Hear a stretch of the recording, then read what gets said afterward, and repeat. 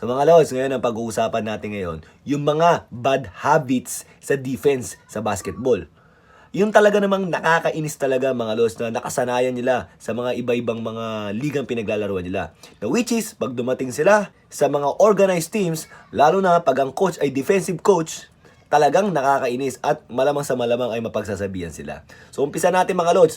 Ang unang-unang defense na nakakainis mga lods, yung habol MVP defense. So umpisa natin dito mga lods sa habol MVP defense. So ito mga lods, papalagay mo may bola yan. Zona na lang minsan zona na lang or kahit tao-tao, pero usually sa zona na lang. Lulusot yan dito, palulusutin niya, susundutin niya sa likod. Pagkatapos bahala na, angat na yan dito. Ganon yung depensa niya. Bakit? Kasi gusto niya mag-MVP. Para kung sakaling masundot, mapapasa ka niya. Or pag tumira, magmintis, maribon, papasa ka niya. Kakaso, tumira dito, shumot. Or humilp dito, nabigyan ng drop pass, tumira, shoot. Minsan, humahabol pa to, napa-foul content pa. So, ano nagiging problema? 'Di ba? Nagiging pabigat to. Pero gusto niya, mapasahan kahit ma-shoot yan. Pag di mo napasahan kagad yan, magagalit pa yan. Kasi nga, yung MVP, hindi niya mahahabol. Ito naman yung mga isa sa bad habits na alam mo yun nasosobrahan naman sa effort. Yung mga parang palaka defense. Kunwari dito mga lods, ito yung bola. Ang mangyayari, kunwari ito, help to dito. Yan, help siya dyan. So yung pagpasa rito, ngayon, kukunin niya itong tao na to. Yung mga tumatalon, di ba kunwari, yan dito, help siya dito. Habang pinapasa dito, tatalunin niya yan. Gagambol siya ng gagambol. Na mangyayari, may iwan to dito. So ito, mapipilitan humilp. Or pwedeng ma-foul siya dyan, or pwedeng ito malibre. Alam niyo yung mga lods, yung huwag kang talon ng talon. Huwag mong aalisin yung dalawang paa mo sa floor kung hindi ka sigurado. Okay? Ito naman yung isa sa mga pinaka-basic na usually na malalaman mo na yung player na yun ay hindi niya ganong napag-aralan yung basic sa defense. Kasi usually kasi talaga mga lods, at ang basic talaga, pag pinasa mo ang bola sa isang side, itong tao na to, dapat to, nagja-jump ball side.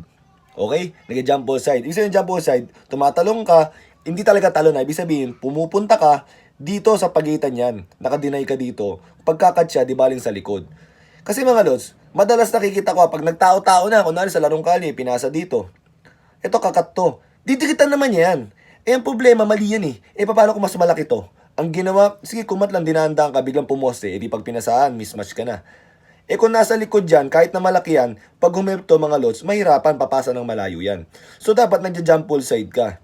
Usually, ang tawag nga namin dito, tingin defense or turo defense Ganyan. Yan.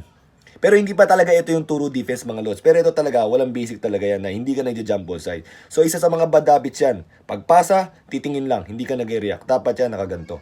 Ano naman yung turo defense? O kunwari ito mga lods, naiwan to. Dapat kasi ito nag-drop down at to may help. Ang gagawin niya, magtuturo lang yan. Iwan Huwag ka na magturo. Isa-isa nakakainis yun sa mga coaches na nandito ka sa side na to, dapat naka-drop down ko ito for help. So ngayon, para pag dumarive yan, gagalaw mo yung paa mo. Hindi yung daliri mo na magtuturo ka na, iwan Nakakainis din yan mga lods.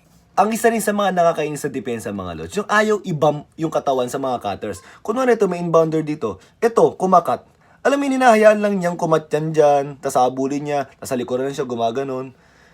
Minsan napapasahan yan mga lods Actually, mapapasahan talaga yun Dapat talaga, ito yung bola, ito yung tao ko, nasa pagitan ka.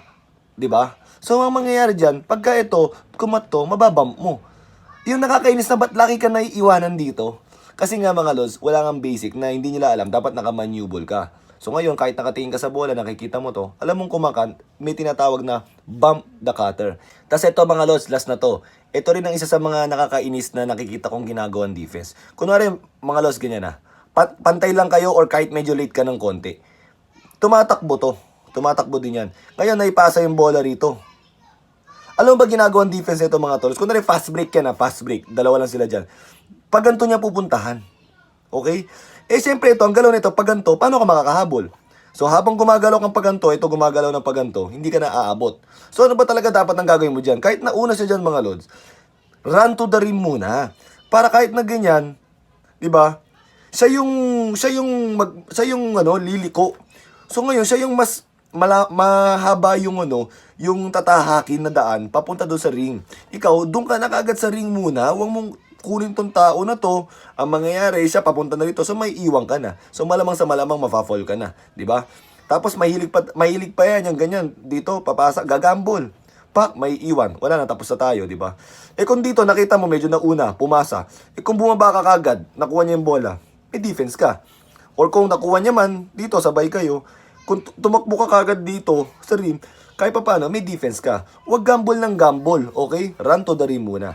So mga lods, lang yung ilan sa mga bad habits na nakikita ko sa basketball na mga ginagawa ng players na nagugulat sila pag napupunta sila sa organized team o yung coach is a defensive coach, pinupunan yung mga ganito nila. So mga lods, sana meron kayo natutunan sa video na ito at sana wag din natin gawin to sa laro. Kung may mga tanong kayo, just comment below.